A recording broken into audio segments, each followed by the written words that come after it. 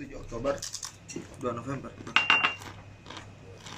Survei terbaru Pilwali Palopo, Trisalome tertinggi, FKJ Nur dan Rahmat ATK bersaing ketat. Persaingan menuju kursi wali kota Palopo dalam Pilkada serentak 2024 semakin panas. Lembaga Suara Rakyat Indonesia, SRI, baru saja merilis hasil survei terbaru terkait elektabilitas calon wali kota dan wakil wali kota Palopo. Berdasarkan hasil survei yang diumumkan di Hotel Hyatt Place Makassar pada Senin, 4 November 2024, pasangan Trisal Tahir dan Ahmad Syarifuddin, Trisalome, berhasil meraih elektabilitas tertinggi dengan 34,3%.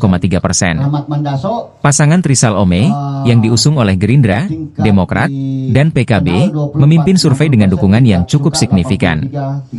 Di posisi kedua, pasangan Farid Qasim Judas Nur HNI, FKJ Nur, yang diusung Partai Nasdem, Gelora, Hanura, Perindo, dan PSI, berhasil memperoleh dukungan sebesar 23,2%.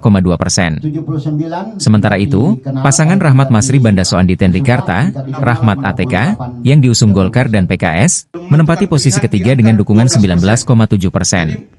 Di peringkat terakhir, pasangan Putri Daka Haidir Basir yang diusung oleh PDIP, PAN, dan PPP, memperoleh dukungan sebesar 10,8%.